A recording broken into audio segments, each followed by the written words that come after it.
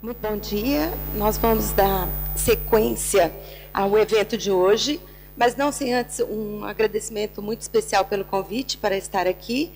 Eu faço esse agradecimento na pessoa da Emelim, não é?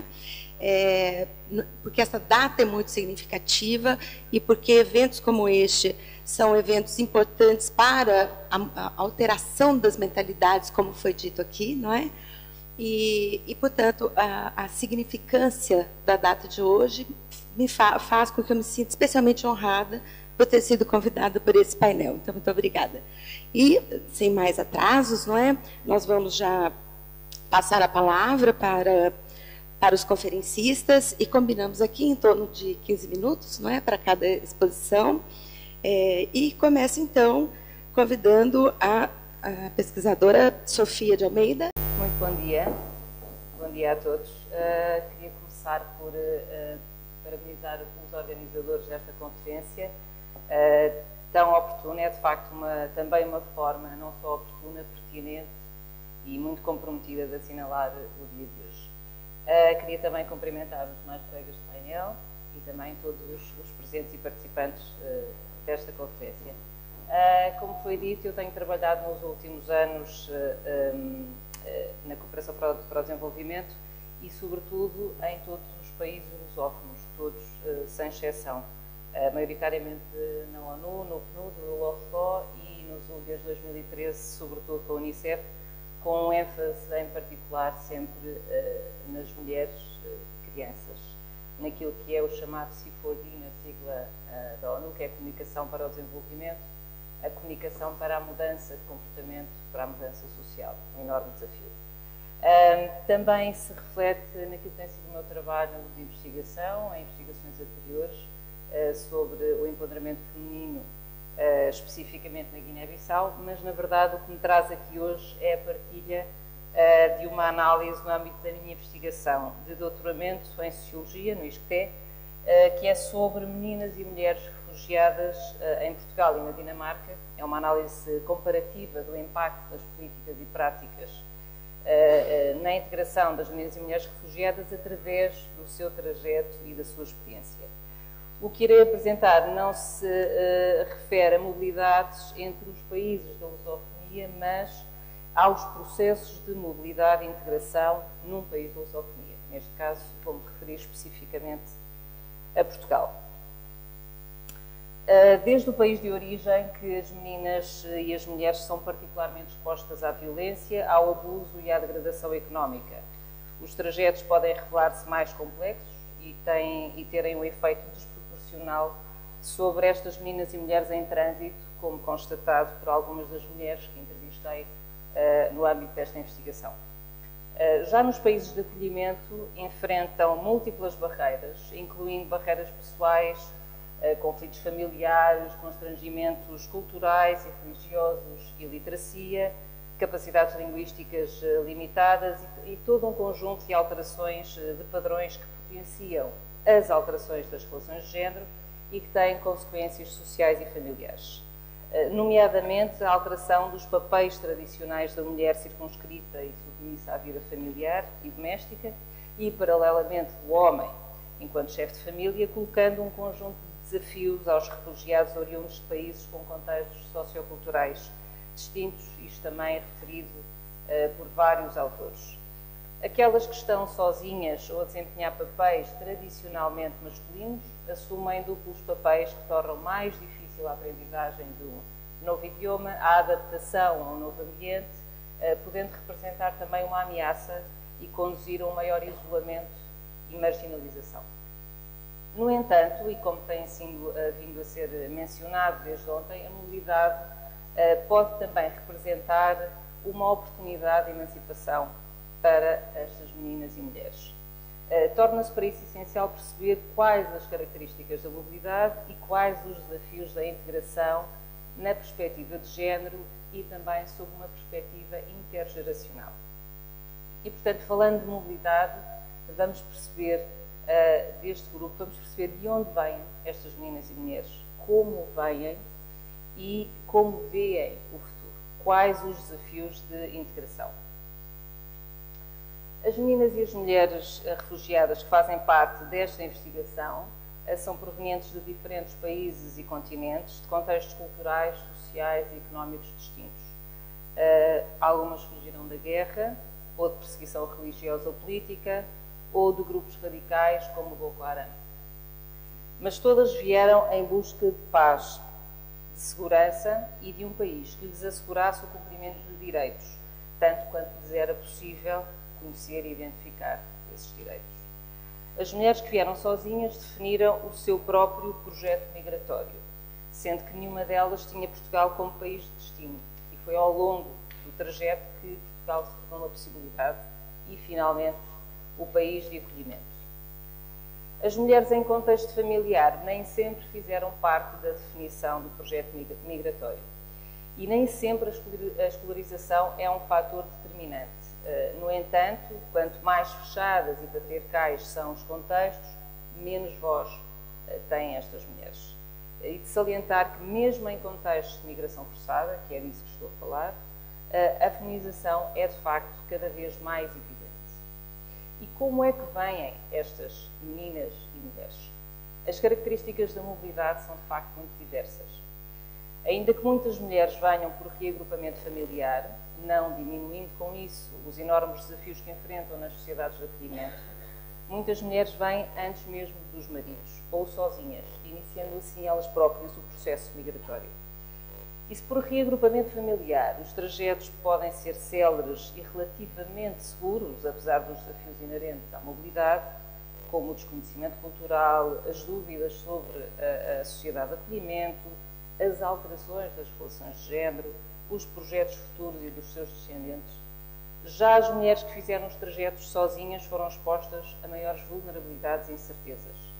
Algumas passaram meses em campos de refugiados até serem instaladas e outras recolocadas em Portugal, outras meses em países em trânsito, trabalhando em casas de agentes, traficantes, seguindo travessias por ar, terra, mar e longas esperas até serem acolhidas em algum país europeu.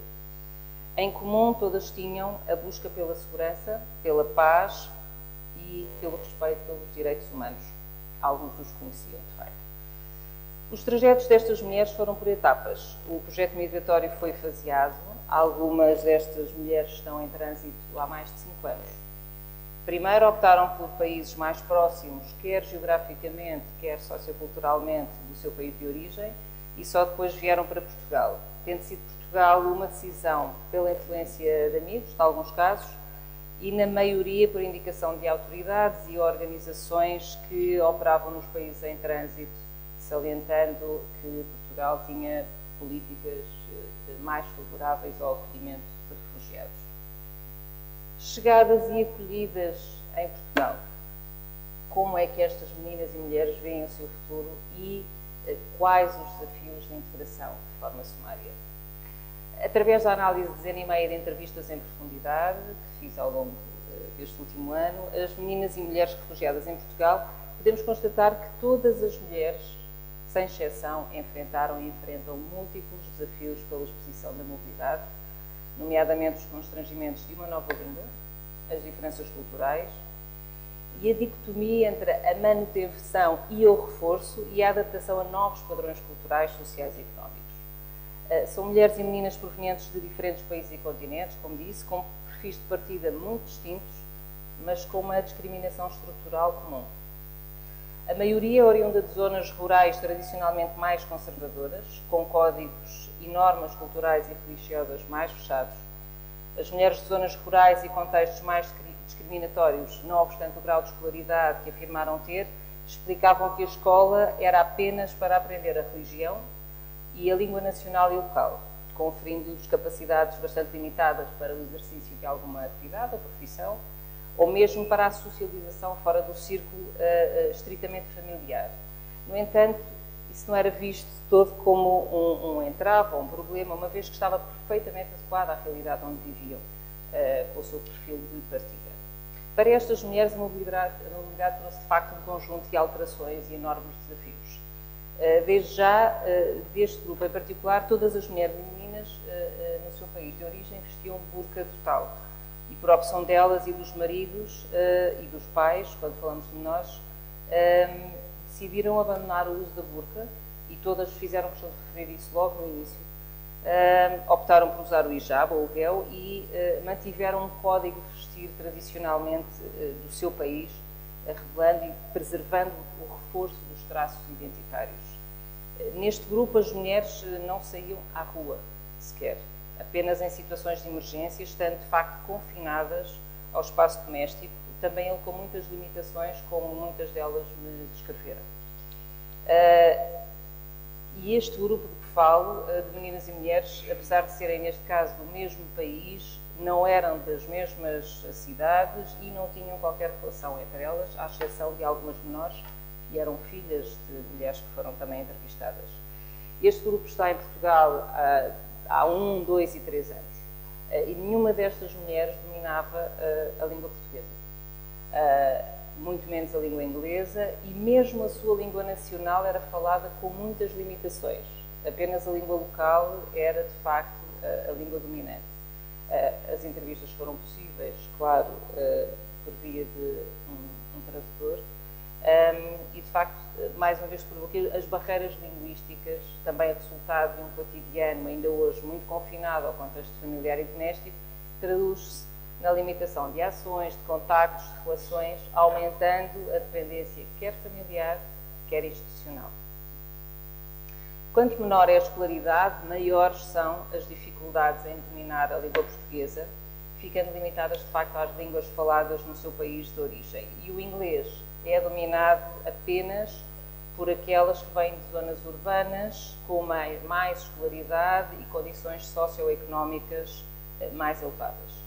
Nenhuma das mulheres deste grupo específico trabalha, ainda hoje, nem nunca foi uma realidade que se pudesse colocar anteriormente. Portanto, o papel passivo e dependente da mulher e a reprodução de papéis ainda é notada em alguns discursos sobre o futuro. As mulheres começam pela primeira vez a pensar em exercer uma atividade para além das tarefas domésticas e de índole familiar. Algumas mencionam a intenção de trabalhar, salientando que reconhecem que, contrariamente àquilo que era a sua realidade no país de origem, o trabalho é muito importante e valorizado, e diziam-no várias vezes, o trabalho é algo muito importante e valorizado para a mulher portuguesa.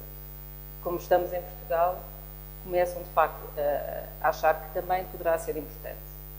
Assim, a dimensão profissional surge não apenas pela necessidade de autonomia financeira ou para o reforço do rendimento do agregado familiar, mas também pela alteração do papel da mulher para a vida ativa, capaz de ter uma atividade ou uma ocupação que lhe traga rendimento, mas também realização pessoal. Aqui também se inicia, para muitas, um novo processo de autoconhecimento e, de facto, de alteração das relações de género. Quando projetam o futuro dos filhos, e em particular das filhas, os desafios do país de acolhimento parecem tornar-se claramente uma oportunidade de emancipação e agencialidade. Sobre os projetos futuros, todas as meninas entrevistadas mencionaram o desejo de ter uma profissão, antes de referir o casamento, denotando já claramente uma evidente alteração dos perfis de partida. Não obstante, algumas repetem os padrões culturais, um em particular, que de uma filha de uma menor que já veio para Portugal menor e assim que atingiu os 18 anos, casou. Casou por arranjo familiar, casou com um rapaz da mesma nacionalidade, residente num outro país europeu, repetindo então aqui um padrão, de facto, de origem. À exceção deste caso, todas as adolescentes estudavam, no entanto, o círculo social era bastante restrito à família, ao contrário dos irmãos. Isso é uma das razões pelas quais os rapazes, com o mesmo tempo de permanência no país, dominavam muito melhor a língua do que as raparigas. Portanto, os processos de integração destas mulheres e meninas revelam, de facto, diferenças, reforços, abandonos de padrões culturais, mas uma grande resiliência comum. Outro grupo que tinham ocupações, de mulheres que tinham ocupações profissionais qualificadas no seu país de origem, tiveram dificuldades em encontrar um trabalho compatível com as suas qualificações, mas encontraram novas oportunidades e optaram por novos projetos, como o caso de uma empresária, mas também novas áreas profissionais, o que demonstrou de facto que algumas tiveram também a oportunidade de se capacitar já no país de destino em novas áreas e iniciarem uma vida profissional poucos meses depois de chegarem a Portugal. Se é compreensível que quanto maiores são as habilitações académicas e melhores as condições socioeconómicas, mais rápido é o processo de independência e de autonomização individual e institucional. Mas, não obstante a estreita ligação entre a formação académica, o sucesso profissional e o domínio de uma nova língua, também muitas mulheres refugiadas oriundas de contextos rurais, na maioria das vezes analfabetas, de facto revelaram-se fortes agentes de mudança, através da flexibilidade e mutabilidade cultural perante a nova realidade do país de acolhimento. Reconhecendo as diferenças culturais entre o país de origem e o país de destino, elas não rejeitam totalmente, nem assumem completamente as diferenças, contribuindo para uma cultura mutante. Ou seja, mantêm alguns padrões de origem, mas integram, se não logo nos projetos delas, muitas vezes nos projetos de vida dos filhos e das filhas, estes novos padrões culturais dos países de acolhimento, dando origem a novos modelos interculturais. Eu terminaria salientando e referindo a mulher enquanto um poderoso agente de mudança que opera a diferentes níveis. Por um lado, nas relações sociais e, mais especificamente, nas relações familiares, que são alteradas, condicionadas e condicionantes dos projetos migratórios, onde a mulher tem um papel predominante e influente na educação e no futuro dos filhos e continuando a enfrentar, de facto, maiores desafios ao chegar à sociedade de acolhimento. As repercussões e o impacto que as alterações de género têm, não apenas na família que migra, uma vez que a partir do momento em que um membro da comunidade ou da família migra, toda a rede em torno do indivíduo se altera. E na relação também com a sociedade de destino, que é a grande promotora de mudança, mas em ambos os sentidos, deixando marcas também na sociedade de origem, nomeadamente nas alterações das relações de género. É numa sociedade onde a mobilidade pode representar, de facto, uma oportunidade de emancipação e agencialidade e maior igualdade de género. Só assim, de facto, se pode trabalhar, comprometer para que um desenvolvimento seja, de facto, efetivo e sustentável. Muito obrigada. Bom dia. Saúdo os panelistas. Também os participantes, agradeço o convite. A minha comunicação é resultado de um trabalho que está a ser feito em parceria com a minha colega Awa Baldé, e o nosso desafio é olhar, numa primeira instância, as dinâmicas que estão a ser protagonizadas pelas mulheres, sobretudo a nível da África Ocidental, mas aqui vamos trazer numa primeira abordagem a experiência da Guiné-Bissau. O nosso desafio é tentar perceber como é que, num contexto de direitos, na questão, por exemplo, do direito ao trabalho e também do direito à mobilidade, como é que as mulheres nas zonas rurais conseguem desafiar o contexto que têm. E desse ponto de vista, olhando para a África Ocidental, acabamos por encontrar mais de 65% das mulheres nas zonas rurais e, ao mesmo tempo, todo o sistema produtivo ter um contingente maioritariamente feminina, desde a questão do acesso à terra, à produção, à transformação dos alimentos, à comercialização dos alimentos, à confecção dos alimentos, e aí encontramos quase 80% das mulheres dentro de toda a cadeia, dentro de toda a fileira produtiva alimentar.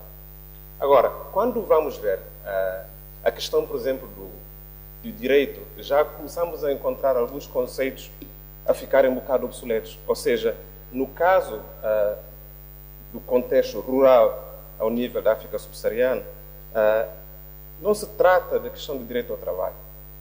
Muitas das vezes é o direito às férias, atendendo à lógica produtiva que está subjacente à vida das mulheres. Então, desse ponto de vista, o trabalho é um elemento vital para a mobilização da mulher, tanto em termos da economia familiar, como da própria economia comunitária. E desse ponto de vista, o que nós podemos encontrar é que o trabalho funciona como um mecanismo da própria proteção social da família e, por outro lado, um mecanismo de geração de renda para o financiamento do investimento comunitário. E quem está dentro desse sistema é, sobretudo, as mulheres. E se continuamos a ter uma abordagem dialogante com os conceitos, começamos a encontrar também outros elementos que acabam por ficar obsoletos. Por exemplo, a questão do emprego. No caso da Guiné-Bissau, o Estado é o maior empregador. O Estado emprega 20% da sua população. O Estado é o maior empregador, 20% da sua população. E toda a economia formal depende de um único produto, que está em caju, que tem um ciclo de vida de 3 meses. Entre fevereiro até maio.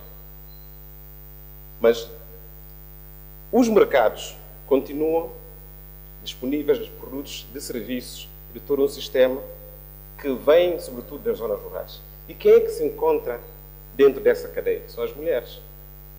Portanto, aqui não se trata de olhar o emprego formal como um mecanismo de desenvolvimento social, nem se trata também de perceber de que é a dimensão, por exemplo, da estruturação formal do Estado que faz com que as coisas funcionem. Ou seja, não são as instituições formalizadas e mobilizadas para um contexto de desconhecimento da própria realidade social que faz com que a vida económica aconteça. Estamos em sociedades que têm lógicas completamente diferentes daquilo que são a vida nas zonas urbanas. Em primeiro lugar, encontramos sociedades tradicionais que até têm sistema de gestão matriarcal. Encontramos sociedades tradicionais que têm sistema de gestão onde a propriedade é coletiva, não há uma lógica de privatização de propriedades, onde as estruturas formais do Estado não existem, nem há um tribunal, nem há uma sede da administração pública. E, ao mesmo tempo, quando o Estado aparece, é para cobranças. Taxas, mais taxas e mais taxas. Mas, do ponto de vista de serviço que o Estado apresenta a essas comunidades, nós não temos nenhum tipo de respaldo que permita, por um lado, não só a possibilidade do Estado ter um papel coercivo em relação à gestão da vida coletiva, mas como é que essas mulheres, quando os seus direitos estão em causa, como é que podem, por exemplo, desencadear uma ação a favor dos seus direitos? Em primeiro lugar, a legislação não é do conhecimento dessas senhoras, porque a maior parte não tem instrução escolar. Depois, não tem estruturas a nível local que permite fazer o acompanhamento dos seus direitos. Não conhecem os dispositivos internacionais, como, por exemplo, as Cartas Africanas dos Direitos, como, por exemplo, todos os códigos e as convenções que foram assinadas, e, ao mesmo tempo, estão dentro do regime, cada vez mais com tendência a uma certa musculação do poder masculino.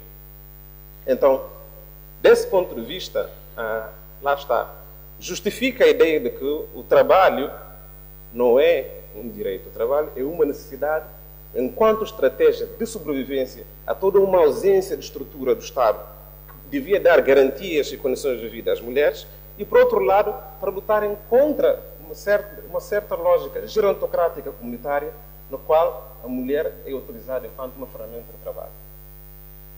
O que é que acontece? É que nos últimos 10, 20 anos, a própria dinâmica de mobilidade populacional, de mobilidade de bens, serviços e capitais, com a adesão de um conjunto de países da África Ocidental ao espaço da União Económica e Monetária da África Ocidental, tem permitido uma espécie de troca de produtos, de serviços e também de relações com aquilo que na Guiné-Bissau é conhecido como os lumos. Os lumos são os mercados de proximidade, organizados pelas comunidades e que têm pontos de referência a partir de várias zonas transfronteiriças, a nível de toda a costa ocidental africana, e que têm evoluído progressivamente, permitindo não só uma lógica de mobilidade para troca ou para permuta, mas para um novo empreendedorismo feminino. Esse empreendedorismo feminino está a permitir-nos, pelo menos, constatar que, se por um lado havia uma questão de privação da mobilidade das mulheres, quando queriam fazer qualquer tipo de negócio, o facto de existirem esses mercados, o facto de já terem comunidades mais organizadas em torno dos grupos de interesse, e aqui contestando a abordagem de ontem, que alguém falava em organizações informais ou organizações formais. Aqui tratam-se de pessoas coletivamente organizadas, que têm uma lógica de raciocínio que não tem uma base jurídico-legal, mas o fundamento da sua ação acaba por legitimar a sua capacidade de intervenção. E desse ponto de vista, o que é que eles conseguem fazer? Conseguem afixar um mercado que o Estado legitima, que vai lá fazer os serviços de cobrança de todos os tipos de pagamento, faz uma dinâmica de criação de um mercado de geração de rendimento, quer para o Estado, como para as próprias famílias, e cria um sistema de mutualidade, quer mutualidade para o financiamento da atividade econômica, como mutualidade para a proteção social, que o Estado não dá, mas sobretudo de criação de infraestruturas a nível local. E quais são essas infraestruturas? Centros de saúde, escolas, nos quais os filhos acabam por ter possibilidades também de estudo e ao mesmo tempo de trabalho. Quando encontramos essas dinâmicas todas, nós não podemos acreditar que nós estamos só restringidos a uma ideia de emancipação feminina. Mas, através de uma abordagem de empreendedorismo feminino, nós estamos a encontrar uma lógica de transferibilidade de competências e serviços para uma sociedade que não tem estruturas formais que dê conforto a toda uma comunidade, mas no qual as mulheres acabam por jogar um papel de agenciadoras da transformação estrutural. A partir da inserção econômica, a partir da inserção social, criando novos mercados, criando novas dinâmicas de mobilidade, o que é que está a acontecer? Há um fenómeno nos últimos 3, 4 anos na Guiné-Bissau muito interessante, é que os serviços, por exemplo, da alimentação escolar, vivia completamente dependente do mercado exterior. A importação dos produtos alimentares era 100% vindo dos Estados Unidos da América, do Japão e também do Sudeste Asiático. Neste momento, 30% das compras dos alimentos vêm a partir da agricultura familiar camponesa e desse 30%, metade são fornecidos para as mulheres. O que é que isto está a permitir? São exatamente esses coletivos organizados das mulheres que estão a montar todo um sistema de produção a nível local, na agricultura, na produção frutícola, na transformação dos produtos silvestres, na transformação dos produtos de pesca, para abastecimento às cantinas escolares e, a partir desse rendimento, terem a possibilidade não só da alimentação e da libertação da mão de obra feminina, da atividade doméstica para as escolas, aumentando aquilo que era um dos piores índices de não ingresso no sistema educativo. Até 2012, 30% das crianças em idade escolar não conseguiam entrar dentro do sistema educativo e mais de metade eram meninas. Estes dados estão a baixar porque o sistema de compras locais e de abastecimento desses produtos a partir da ação das mulheres está a permitir a libertação da mão de obra feminina para o sistema educativo. E, por outro lado, essas mulheres hoje já não são meras produtoras e comerciantes. Acabam por trabalhar num regime de empresariado comunitário, tendo um sistema rotativo de financiamento e que permite terem capacidade para não só trabalhar dentro do mercado nacional, mas também a nível do mercado regional, beneficiando de programas de formação, de alfabetização, de mediação, de comercialização e, automaticamente, estando nas instâncias de mediação comunitária. Ora, essa experiência nos mostra de que a dimensão da compreensão do contexto e da criação de instituições a partir de uma dinâmica endógena dá a possibilidade não às mulheres só a ingressarem em estruturas como meras representativas de um espaço de diálogo para o qual não conhecem os códigos, mas, sobretudo, as instituições locais e comunitárias podem ser fundadas e dinamizadas pelas próprias mulheres. E, desse ponto de vista, a emancipação social não é só uma questão de sexo, mas é uma questão de direito comunitário.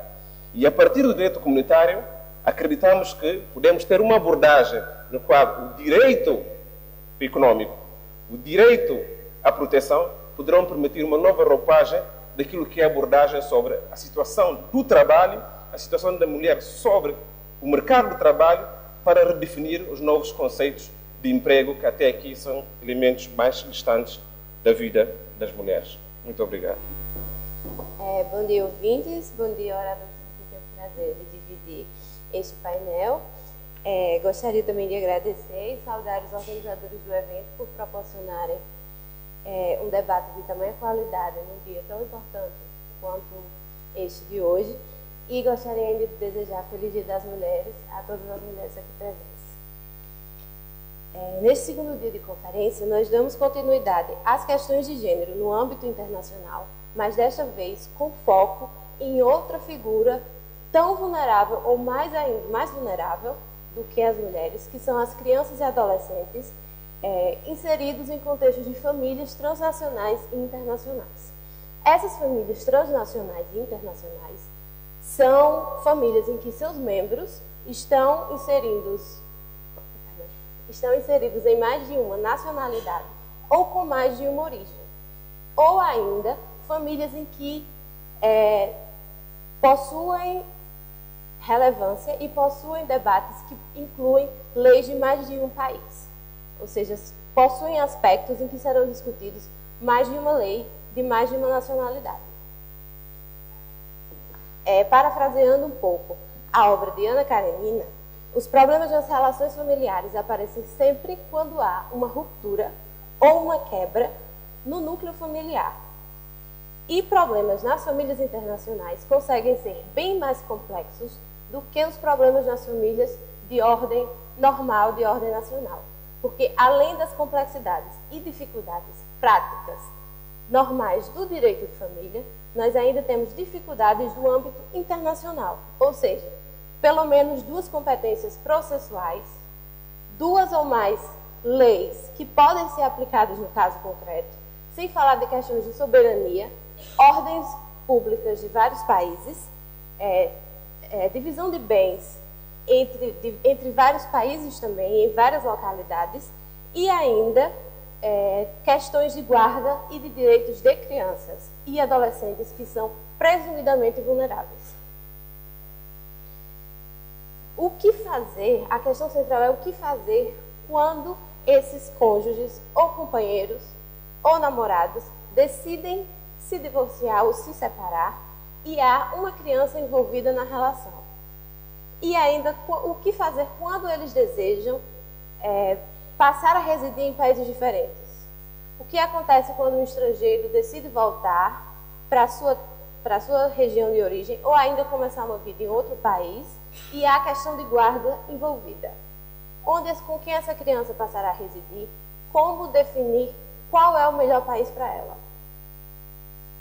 Um desses problemas das famílias transnacionais é a questão do sequestro ou ainda subtração internacional de menores. Ou seja, o que nós vamos discutir aqui é uma nova faceta da questão dos problemas de gênero nas mulheres, incluindo os problemas de sequestro internacional da Convenção de Haia de 1980.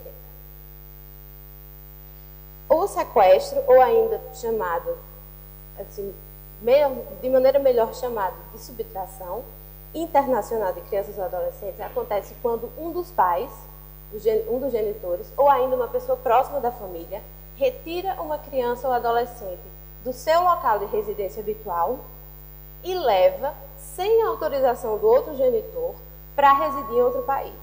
Muitas vezes, há até a autorização do outro genitor, mas apenas para passar um período temporário em outro país, não para residir nesse outro local. E aí, o genitor subtrator ou sequestrador não entrega a criança ou adolescente na data inicialmente acordada ou então não tem nenhuma intenção de devolvê-la. Por que a questão do nome sequestro não é o mais indicado para essa situação?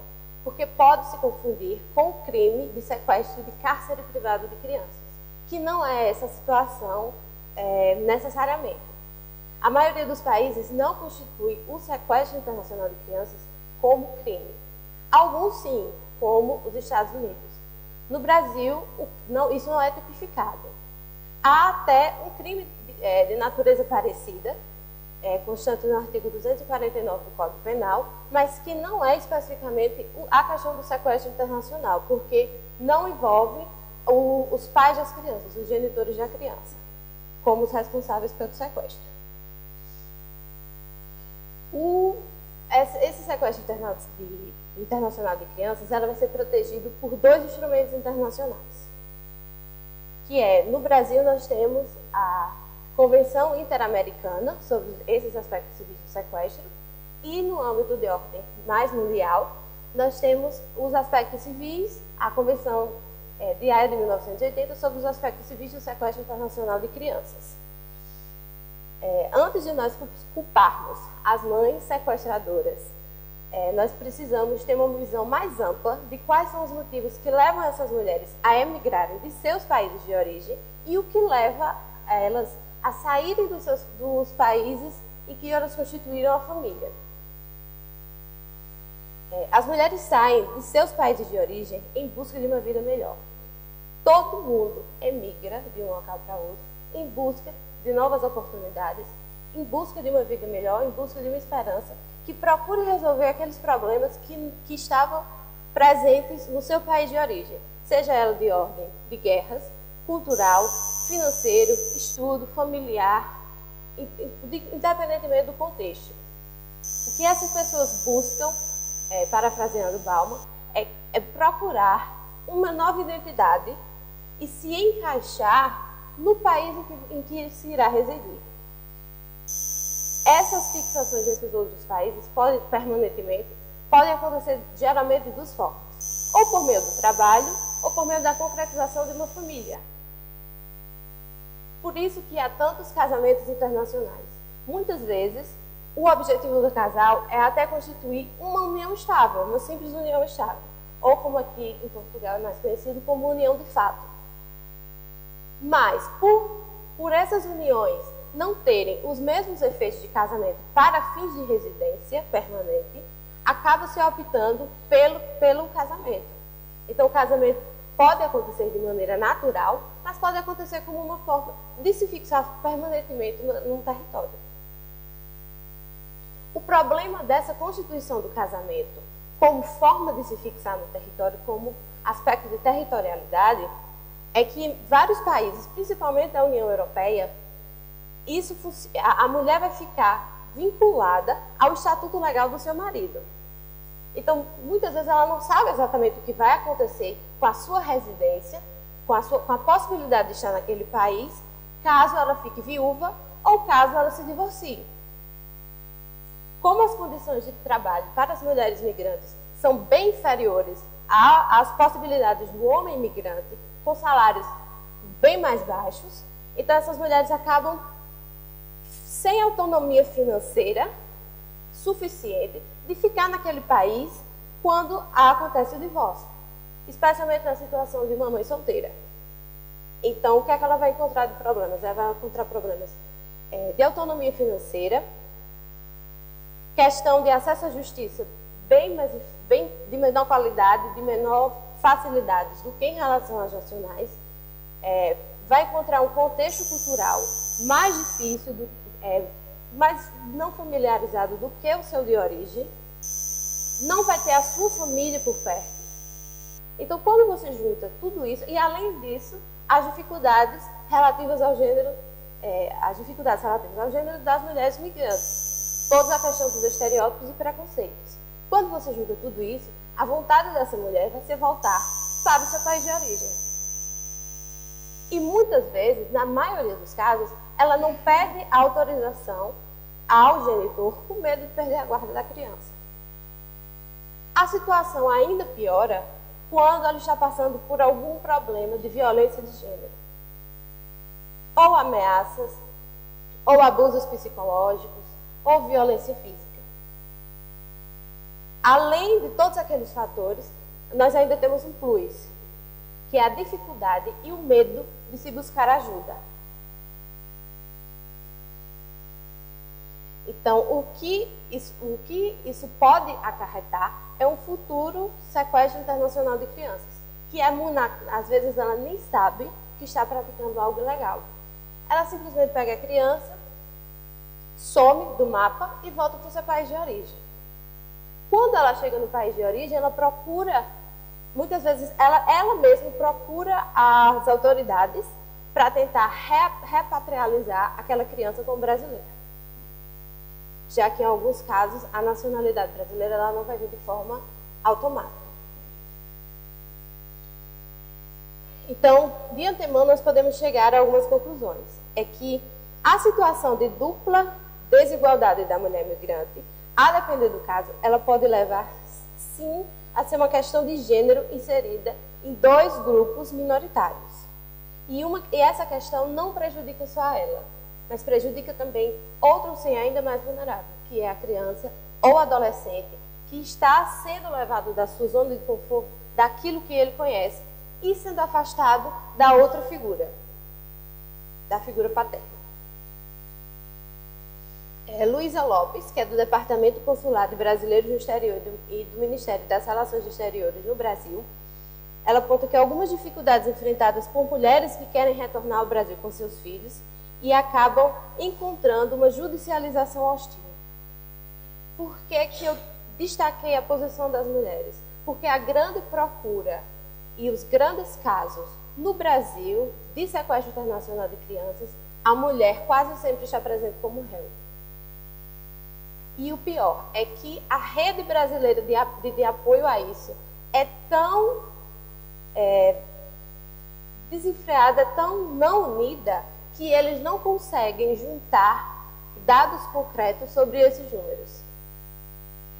Para vocês terem uma ideia, de 2006 a 2011, foram mais de 488 casos de subtração internacional de crianças no Brasil. O caso de Sean Goldman, uma criança norte-americana que foi levada para o Brasil por sua mãe como um período de férias, ficou tão marcado e tão enraizado na cultura brasileira e norte-americana, teve uma repercussão tão alta, que o Brasil foi ameaçado de ser embargado economicamente pelos Estados Unidos, caso não devolvesse a criança. Foi preciso que os presidentes dos dois países, na época o presidente Lula e o presidente Barack Obama, se reunissem e sentassem nos Estados Unidos para tentar resolver a questão. Uma questão que deveria ser resolvida por meio de cooperação jurídica internacional processual. A criança, o Sean Goldman, foi devolvido. No caso, ele tinha sido trazido pela mãe para passar um período de férias no Brasil, como sempre acontecia, com autorização do pai. E, da última vez, a mãe decidiu ficar no Brasil. Ela decidiu não voltar mais para os Estados Unidos. Ela encontrou um novo parceiro, com ele teve uma nova filha. E até aí a questão estava pacificada. O pai não procurou de volta a criança. O problema foi que a mãe do Sean morreu de parto. Ao morrer de parto, o Sean ficou sob os cuidados dos avós paternos e do padrasto. Quando o pai de Sean soube disso, pediu a devolução da criança. Então foi aí que começou toda a repercussão do processo do Sean. No final, depois de muitas idas e vindas processuais por meios até incomuns no Brasil, o Sean foi devolvido com uma proibição de não voltar ao Brasil até completar 18 anos. Ele só voltou realmente ao Brasil quando completou os 18 anos e só conheceu a irmã mais nova nesse episódio. Os avós poderiam visitá-los no continente norte-americano, mas sempre cercados de policiais e expressamente proibidos de falar a língua portuguesa. Eles tinham que falar a língua inglesa nessa comunicação. Então, nessas situações de sequestro internacional de crianças, o que a Luísa ela recomenda é que essas mulheres procurem imediatamente o consulado brasileiro e procurem ajuda e contem os seus problemas, porque elas vão ser equipadas por consultorias jurídicas e por consultoria psicológica.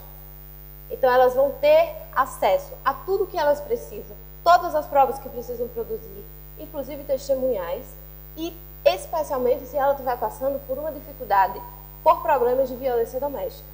Nessa situação, ela precisa necessariamente de todas as provas mais robustas que elas puderem conseguir. Por que ela diz isso? A guarda dessa criança, estando com residência habitual em outro país, nesse outro país, deve ser perdida necessariamente no país estrangeiro. Ela não pode pedir a guarda após trazer a criança para o Brasil, pedir essa guarda no Brasil, porque o sequestro já está configurado. E essa guarda, após o sequestro estar configurado, ela só pode ser resolvida após a questão do sequestro, após a questão da criança ser devolvida ou não. Então, necessariamente, ela tem que pedir essa guarda no país em que ela está anteriormente. E muito dificilmente, um juiz irá deferir uma guarda para uma mulher estrangeira morar num país menos desenvolvido, sem saber ainda se esse país tem condições de receber essa criança. Se essa criança não vai estar numa situação de vulnerabilidade.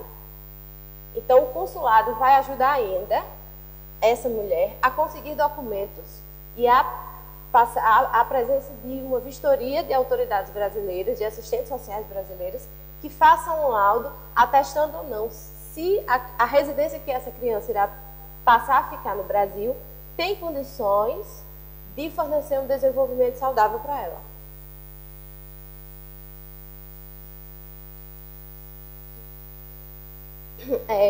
Para encerrar, a Conferência de Haia, a Convenção de Haia, ela fornece algumas exceções para que essa criança não seja devolvida. Inclusive, se essa devolução apresentar riscos graves ou possa prejudicar de alguma forma o psicológico dessa criança. Então, quando a criança é a própria envolvida na situação de violência ou de abuso sexual, indubitavelmente que se aplica a exceção da Convenção de Haia e ela vai poder permanecer no país em que ela foi levada, no país para o qual ela foi subtraída. Mas na situação da mãe, da violência da mãe, precisa se aplicar uma interpretação extensiva. De que talvez, em vários casos em que crianças foram entrevistadas nessas situações de violência doméstica da mãe, elas mesmas manifestaram a vontade de não voltar a residir com o genitor, porque elas apresentavam diversos traumas psicológicos e que a impediam de conviver de maneira à vontade com o seu genitor. Então, elas preferiam continuar com a mãe.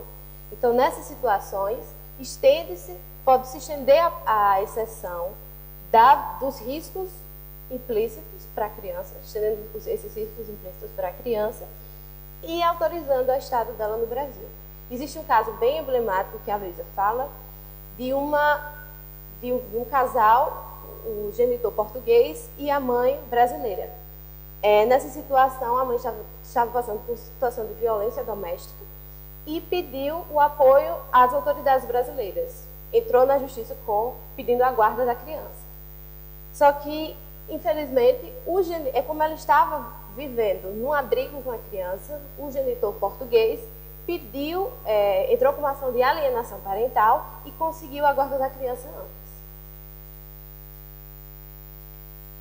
antes. Só para encerrar, o que nós precisamos para tentar resolver esse problema é de um apoio maior, realmente, dos consulados brasileiros, que forneçam meios mais fáceis e de maior apoio, que não apenas aconselhamento jurídico e psicológico.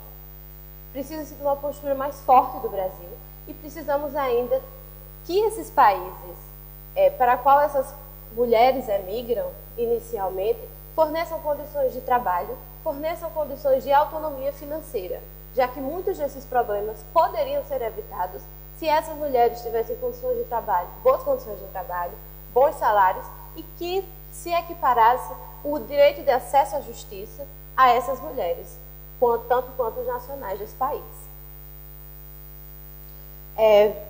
Por fim, desta forma, para alcançar a igualdade substantiva entre mulheres estrangeiras e mulheres nacionais, e ainda com todos os outros cidadãos, é necessária a atuação em 3 esferas que se interrelacionam, como a erradicação das desvantagens socioeconômicas das mulheres, a luta contra os estereótipos, os estigmas e a violência e o fortalecimento do poder de ação, da voz e participação das mulheres. Nós ainda não chegamos no patamar que nós queremos, mas creio eu que nós estamos no caminho correto. Obrigada. Bom dia a todas e a todos, já vou me adiantando. Eu gostaria primeiramente de agradecer a organização do evento pela oportunidade, de cumprimentar os demais participantes do painel e também de saudar a minha companheira Ana Carolina, que é coautora na comunicação desse trabalho. E o nosso trabalho, ele trata da relação entre a igualdade de gênero e a apatridía.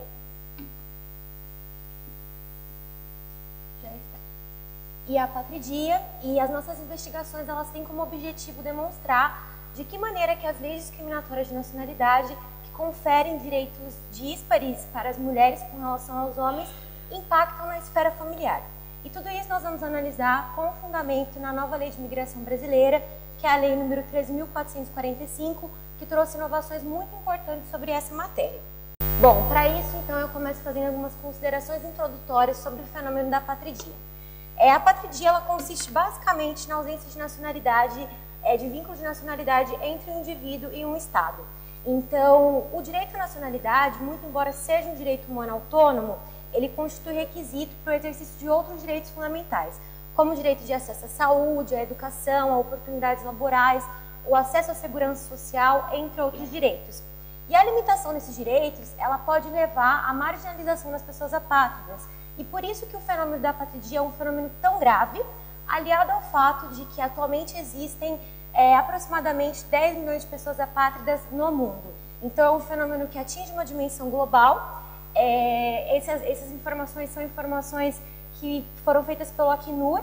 O Acnur, ele é o principal órgão responsável por elaborar estratégicas e políticas de redução e de erradicação da apatridía no âmbito internacional. Ele tem como fundamento dois principais documentos, que é a Convenção sobre o Estatuto dos Apátridas e também a Convenção para a Erradicação da Apatridía. Ele fundamenta a sua atuação nesses dois documentos e também em um terceiro documento que constitui uma das linhas de questionamento do nosso trabalho, que é o Pacto Global, que tem duração, que teve início, no caso, em 2014, e tem uma proposta de que até 2024 seja erradicada a apatridía no mundo. Então, uma das linhas de questionamento que nós levantamos é se essa meta é viável e se será possível realmente erradicar a apatridía dentro desses 10 anos. Sobretudo, a apatridía que é originada por essas leis discriminatórias, com um foco na qual nós concentramos a nossa pesquisa. Então, nós vamos concentrar a análise nessas leis discriminatórias. As leis discriminatórias de nacionalidade, elas prevêem basicamente a perda de nacionalidade originária da mulher nas hipóteses em que ela se casa. Então, se ela se casa com uma apátrida, ela pode se tornar apátrida também, perder sua nacionalidade. Fora isso, ela também pode perder a nacionalidade nos casos de divórcio ou até mesmo de falecimento do cônjuge, porque muitos ordenamentos jurídicos não prevêem o restabelecimento da nacionalidade originária. Então, isso faz com que ela se torne apátrida. Uma outra linha de discriminação dessas leis é com relação à transferência de nacionalidade da mulher para os filhos e para o cônjuge. Muitos ordenamentos não permitem que a mulher transfira a nacionalidade para os filhos e para os cônjuges. Eu trouxe aqui uma tabela, que também é uma tabela elaborada pelo Acnur, em um de seus relatórios sobre igualdade de gênero e apatridía, em que ele lista 25 países que mantêm leis discriminatórias que proíbem a transferência de nacionalidade para os filhos e para o cônjuge. Atualmente são 25 países, nós fizemos um levantamento. Desses 25 países, somente 3 adotaram os instrumentos que eu mencionei, que são a Convenção sobre o Estatuto do Apátrida e a Convenção para a Erradicação dos Casos de Apatridía. Então, basicamente, fazendo aqui uma interpretação dessa tabela, os países que estão em laranja, eles são os países que têm leis discriminatórias mais severas e que têm maior possibilidade de apatridía. Os que estão em mostarda, eles são países que têm leis discriminatórias, porém, existem algumas hipóteses e alguns documentos que evitariam a apatridía, e um deles, que está em amarelo, determina que hipóteses mais raras de acontecer a apatridía. Bom, como eu mencionei, somente 3 deles ratificaram os documentos sobre a apatridía, os documentos internacionais sobre a apatridía, mas mesmo com a ratificação, não foi suficiente para que fossem eliminadas as leis discriminatórias dentro do contexto desse país. E por que isso acontece? Isso acontece porque a ratificação desses instrumentos internacionais, por si só, não é suficiente para resolver o problema dessas leis discriminatórias. Ela precisa vir acompanhada de uma articulação e de alteração das leis internas, tanto em matéria de nacionalidade, quanto em matéria de direito de família. Por quê? não adianta ratificar esses documentos e nem tampouco alterar as leis de nacionalidade se os códigos de família ainda mantêm um modelo patriarcal. Então, é necessário que haja uma articulação entre essas três esferas para que tenha uma efetividade no combate a essas leis discriminatórias e na erradicação da patrídia. Bom, dito isso, eu parto para uma análise de como que a patrídia, originada por essas leis discriminatórias, impacta a esfera familiar. Então, como eu disse, o direito à nacionalidade, as restrições a esse direito, elas não se limitam somente a ele, mas elas se estendem para vários outros direitos, e com receio das limitações que ocorrem com esses direitos, os apátridas eles podem realizar alterações no seu planejamento familiar.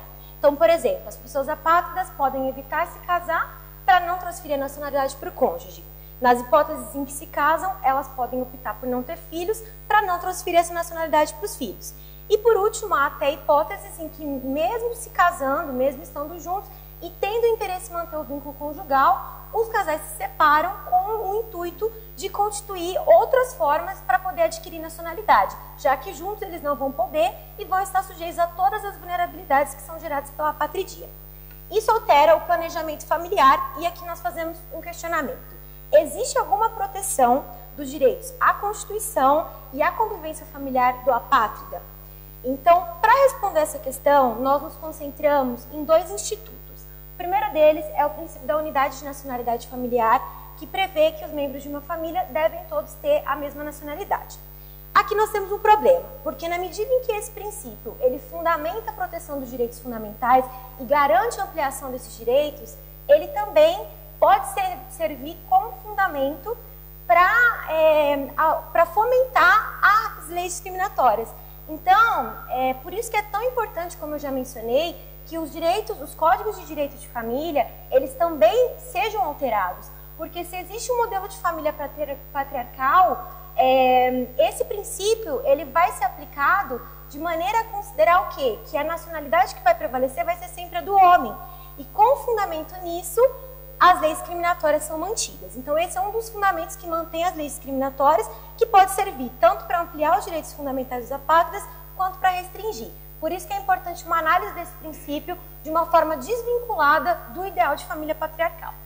E o outro instituto é o direito de reunião familiar, que prevê algumas hipóteses de facilidade em vistos e tudo isso, para poder manter a família unida. Bom, dito isso, eu passo então para a análise de como que a Lei 13.445 tratou a questão da patrídia e de como que ela tratou também o direito à Constituição e ao convívio familiar. Bom, no primeiro momento, essa lei ela foi muito importante porque até então não existia no Brasil esse procedimento de declaração da patrídia. Então, essa lei ela inseriu esse procedimento e ela também determinou alguns mecanismos protetivos para a inclusão social das pessoas apátridas e para a proteção dos direitos humanos dessas pessoas. Ela trouxe também o procedimento de naturalização simplificada. Então, a partir da consideração da declaração de apatrídia, as pessoas declaradas apátridas, elas poderão ingressar com o procedimento de naturalização simplificada para a aquisição de nacionalidade brasileira. E assim vão poder usufruir dos direitos fundamentais que são limitados em consequência da apatrídia. E também ela considerou o direito de reunião familiar e determinou que o apátrida, especificamente o apátrida, deve ter o direito de reunião familiar. E como que isso foi aplicado no plano concreto? Nós temos um caso inédito no Brasil, que foi o caso de duas mulheres que ingressaram no país como refugiadas, numa época em que essa lei ainda não estava vigente, então elas não puderam pedir a declaração, não puderam entrar com o procedimento para a declaração da patrídia.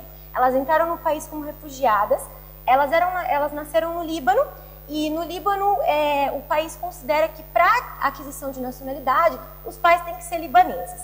E os pais delas não eram, eles eram de nacionalidade síria. A Síria, assim como o Líbano, é um outro país que mantém leis discriminatórias de nacionalidade. E aqui, mais uma vez, destaco a importância de alteração dos códigos de família, acompanhando tudo isso. Por quê? Na Síria, eles não consideram a transferência, não tem a possibilidade de transferir a nacionalidade se os pais dessas crianças, eles não forem casados. E não era o caso deles, eles não eram casados. Então, aqui eu chamo a atenção da maneira como que esse modelo de família patriarcal, matrimonial, ele pode influenciar nessa questão e como que ele pode fundamentar a questão das leis discriminatórias. Bom, após a vigência dessa lei, elas ingressaram com o pedido de apatridie. Pela primeira vez na história do Brasil, foi declarada a condição de apátrida para as duas. E, com isso, elas entraram com um procedimento de naturalização simplificada para a aquisição de nacionalidade brasileira. Tudo isso é muito recente, isso aconteceu em outubro do ano passado. Então, o procedimento de naturalização simplificada ainda está em trâmite, mas elas já conseguiram documentação que permite que elas possam sair do país e possam exercer alguns direitos fundamentais. Por fim, isso nos permite fazer algumas conclusões. A primeira delas é que existe uma tendência positiva de alterações legislativas e de adoção de novas soluções jurídicas no combate à apatridie, no âmbito internacional, e aqui eu destaco uma coisa que é muito importante. No âmbito internacional, e inclusive na atuação do Acnur, que é uma atuação muito relevante nesse sentido, que tem apresentado avanços muito positivos, até alguns anos atrás, aquela lista que eu mostrei para vocês, ela tinha um número muito maior de países, mas não basta se concentrar somente nesses 25 países que mantêm leis discriminatórias de nacionalidade. É necessário que os outros países, que também têm pessoas apátridas nos seus territórios, adotem soluções jurídicas no sentido de considerar a aquisição de direitos, a aquisição de nacionalidade para essas pessoas apátridas e de assim resolver o problema da apatridie no interior das suas fronteiras. Para que possa existir uma tendência mais efetiva de proteção dos direitos humanos e para que a gente possa convergir com os objetivos do plano, que particularmente eu acredito que é um plano muito ambicioso. Mesmo com toda essa tendência positiva, as mulheres ainda não têm os mesmos direitos que os homens no que se refere à nacionalidade. E para que isso possa acontecer, é necessário que haja devida aplicação do princípio da unidade de nacionalidade familiar, que ele seja desvinculado desses ideais de família patriarcal, que determinam que a nacionalidade do homem deve prevalecer e deve se estender aos outros.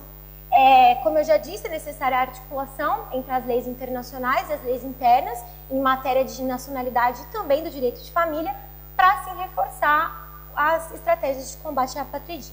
Nós temos 4 minutos para passar um vídeo. Não? Sim ou não? Tá bem. Então, com o vídeo eu esperava poder demonstrar um pouquinho a prática do que gera apatridie, porque no âmbito acadêmico e com os levantamentos que nós fizemos, nós vimos que existe uma tendência positiva, mas que as consequências da apatridie, da limitação dos direitos fundamentais e do direito à nacionalidade, ela gera impactos bastante graves para a vida dessas pessoas. Depois eu posso, se alguém tiver interesse, eu posso passar esse vídeo. E eu finalizo então com um questionamento se é possível realmente falar em uma tendência positiva, sendo que a limitação do direito à nacionalidade e de outros direitos fundamentais, ela impacta gravemente a vida dessas pessoas. Essas pessoas, elas não têm direito de acesso à educação, à saúde, elas são pessoas que vivem marginalizadas. Então, por mais que a gente assista a uma tendência, as consequências dessa marginalização, as consequências práticas disso, que a gente desconhece no âmbito da academia, elas são muito graves. E eu acho que esse diálogo que nós estamos tendo aqui, inclusive aproveito da fala da minha colega sobre a questão da família, a questão até mesmo da migração, a nacionalidade é importante que inclusive tenha a unidade de nacionalidade familiar para que as famílias possam migrar. Como as mães não têm a mesma nacionalidade que os filhos, elas são impossibilitadas de migrar, elas se encontram em um contexto de vulnerabilidade dentro dos países nos quais elas vivem. Então é importante que esse diálogo sustentado na academia, ele possa ser visto em articulação com uma vivência prática e com as consequências práticas desse problema. E por fim, eu termino com uma frase, que é uma frase de uma das refugiadas que conseguiu a naturalização simplificada no Brasil, que eu acho que ela resume muito bem o que é ser apátrida e que ela traz aqui uma reflexão para que vocês fiquem com ela do que é ser apátrida e de como que é importante dar atenção para esse fenômeno e reforçar as estratégias de erradicação da apatridie. Muito obrigada. Muito obrigada a Bianca. E então, concluindo aqui a minha função de mediadora, eu vou fazer um apanhado em 2 minutos daquilo que foi falado aqui nos painéis, né, de todo o acréscimo que tivemos com as contribuições aqui dos palestrantes. Tivemos da Sofia de Almeida, uma exposição a respeito da coragem das mulheres refugiadas que aqui chegam a Portugal como pioneiras de seus familiares, filhos, maridos, um acréscimo, salientou o acréscimo de dificuldades que são impostas a essas mulheres na saída dos seus países, não é? Chegando aqui, acréscimos esses vindos de conflitos culturais, ou crise cultural, como o abandono da burca, que foi aqui citado, problemas com a língua, que é a base, né, de qualquer relacionamento, e mas a experiência mostrou que essas mulheres, claro, né, elas têm sonhos de realização pessoal e profissional iguais aos de qualquer outras mulheres, mas que muitas vezes sofrem os mesmos impedimentos e falta de estímulo, mas também que estão enfrentando tudo isso, esses desafios, com muita coragem, desafios dos problemas interculturais que lhes são impostos. Depois, o Miguel de Barros nos trouxe aí o problema das mulheres nas áreas rurais da Guiné-Bissau,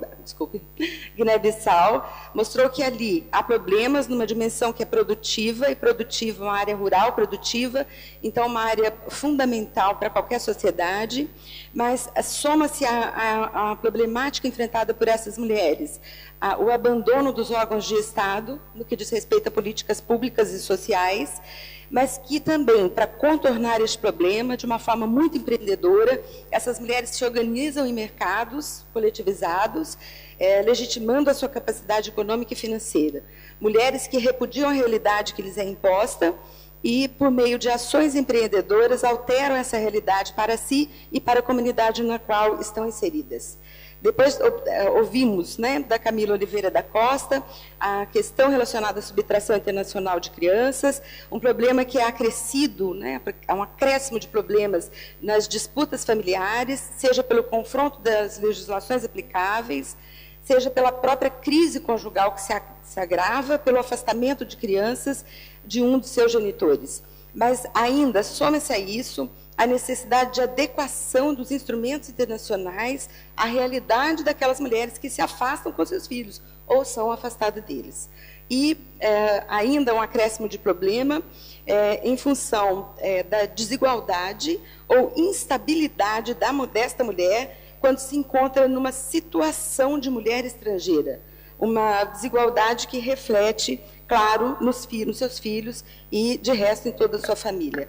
E, por fim, a Bianca Letícia Oliveira Costa nos apontou a existência de uma conferência de direitos díspares para homens e mulheres, no que se refere à patridia, não é? Que as leis referentes a esta questão e referentes à nacionalidade são leis discriminatórias e, claro, com prejuízo para a mulher. Não é? Há uma dissonância, uma falta de articulação entre as leis de direito internacional privado e as legislações internas em matéria de família, mas apontou uma iniciativa, no caso da legislação brasileira, que objetiva resolver este problema, me parece vem resolvendo, e que, embora não seja perfeita, é de todo modo um passo à frente. Para mim, resultou de todas as exposições momentos de muita coragem das mulheres no enfrentamento de questões tão turbulentas em tão diversas áreas que lhes são impostas, não é? Honrando o dia de hoje, que é um dia que nos é dedicado. Muito bom dia. Eu gostaria de dirigir a minha pergunta ao Miguel de Barros, visto que eu sou guineense. Gostaria de saber, em termos de mobilidade das senhoras e o aspecto do empreendedorismo, quais são os objetivos, neste caso, por exemplo, de envolver os bancos ou envolver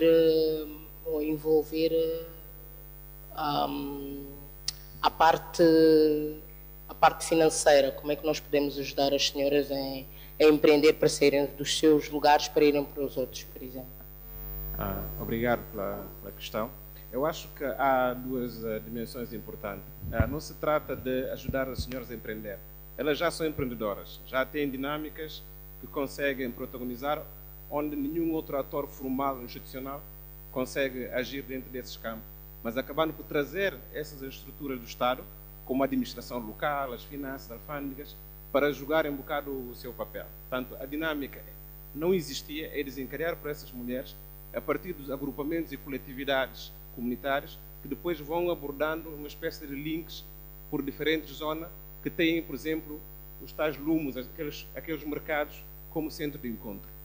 Agora, como é que o sistema está organizado? O sistema já parte do mutualismo, ou seja, é uma coletividade de senhoras que tem uma determinada atividade económica, tem um sistema rotativo de crédito, de solidariedade, e que joga a função quer de proteção na saúde, como também do financiamento de acesso à educação por parte dos filhos e alguma ação de solidariedade ainda comunitária.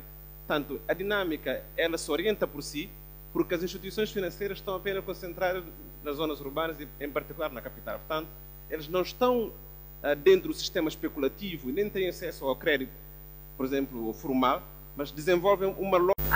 Eu tenho aqui o foco muito alto, toda a gente me ouve.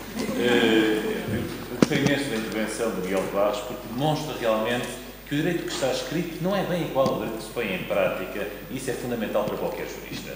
Mas o que eu gostaria muito de saber, é uma pergunta muito pequena, e neste fenómeno fascinante do pluralismo jurídico que nos trouxe hoje, é de saber qual é que é a reação por parte do direito institucional da capital, se for simplesmente ignora esse fenómeno, ou se por parte da doutrina guineense já há algum estudo, um bocado como se fazem na Guiné, em Angola, por causa do contrato de falida, ninguém está sempre ignorado e agora esta semana está a ser estudado. Já há doutrina a começar a estudar estes ramos? Bom dia. É uma pergunta, obrigada Miguel, bom dia a todos. É uma pergunta muito interessante, porque na verdade o nosso diálogo entre a sociologia e o direito é justamente para fazer essa ponte, ou para mostrar esse paradoxo em que há um sistema legal que depois não se traduz naquilo que é a realidade das mulheres, do exemplo que ele aqui falou. O direito positivo na Guiné-Bissau nada reflete aquilo que é a realidade que as mulheres estão a fazer no terreno. Tanto a Constituição como a Lei Geral do Trabalho são instrumentos que falam do mercado formal de trabalho, que na verdade nem sequer é a parte mais relevante daquilo que é o mercado na Guiné-Bissau. E o nosso diálogo tem justamente a ver com esse paradoxo. Gostaria também de acrescentar que uma das coisas a que estamos a olhar é a questão do como é que a proteção a nível regional, nomeadamente a Carta Africana, e o que encontramos lá é que, por exemplo, na Carta não há nenhuma referência ao mercado informal, mas, entretanto, houve uma evolução, porque a Carta é do início dos anos 80, houve uma evolução no sentido de incorporar estas novas dinâmicas, nomeadamente através do protocolo que diz respeito ao direito das mulheres, que especificamente faz referência a estas questões do mercado informal e incentiva os Estados a ter políticas que fomentem a proteção social deste tipo de situações, e também houve um instrumento aprovado pela Comissão Africana, que são os princípios e as diretrizes para a implementação dos direitos económicos, sociais e culturais, no qual especificamente faz referência a estas questões, encorajando os Estados.